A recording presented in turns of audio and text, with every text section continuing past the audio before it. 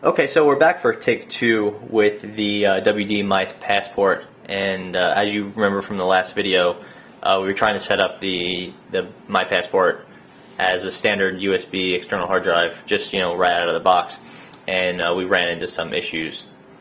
And of course, there's no manual, so it wasn't explained very clearly. Obviously, this is a USB external hard drive. Nothing too bad can go wrong. So I paused the video, and then I wanted to streamline the process for the next video, so here goes. So it's plugged in over USB. There's also FireWire connections if you want to use that.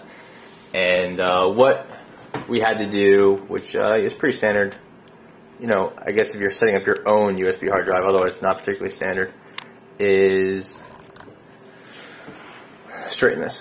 We had to go into the disk manager tool, disk management tool in Windows, pretty standard stuff, and tell it to set up a new volume and format My Passport.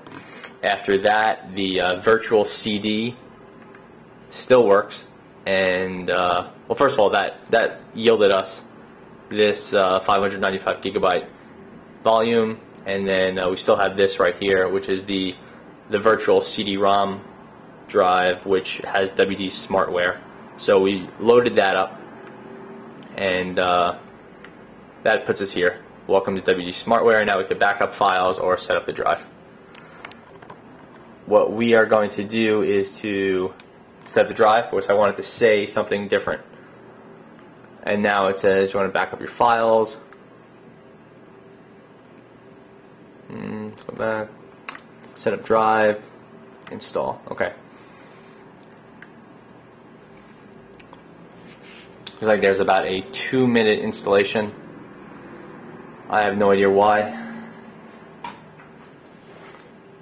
Let's let this run its course.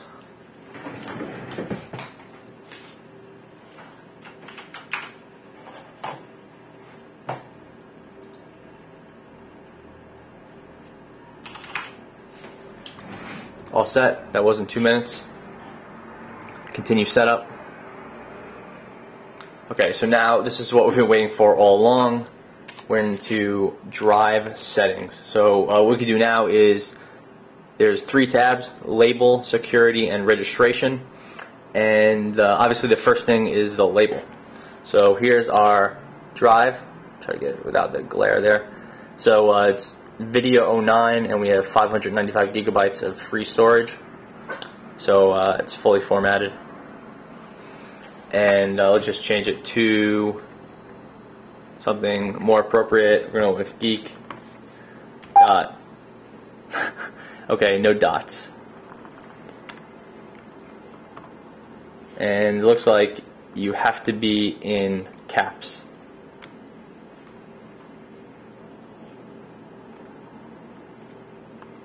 Yeah, it has to be in caps. Go with Geek.com, save label name. That changes, and boom. That's pretty cool. Just takes a second. We're going to go back to the label, and the alternative there is you can invert the label. So this is standard, and now I'm going to invert the label.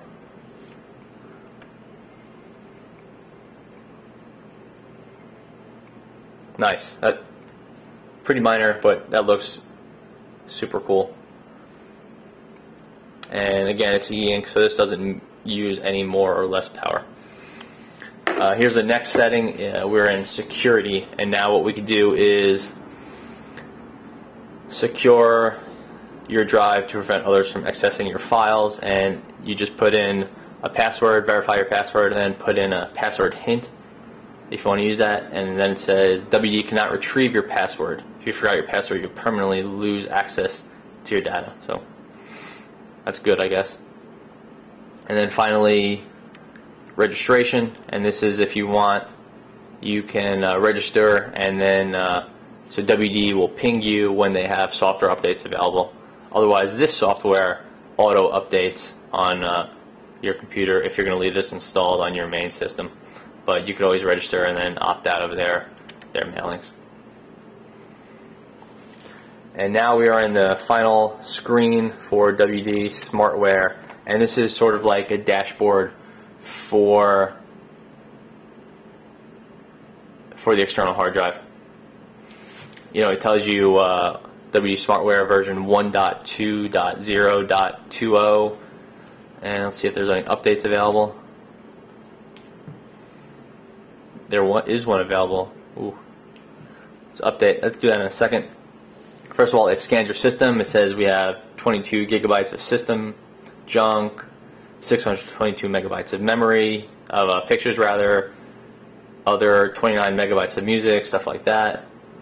And then it says what's on the drive. This is additional files, 108 megabytes. That's just the WD. That's basically smartware and that sort of stuff that comes pre-installed on the drive. And then we have a backup tab up here.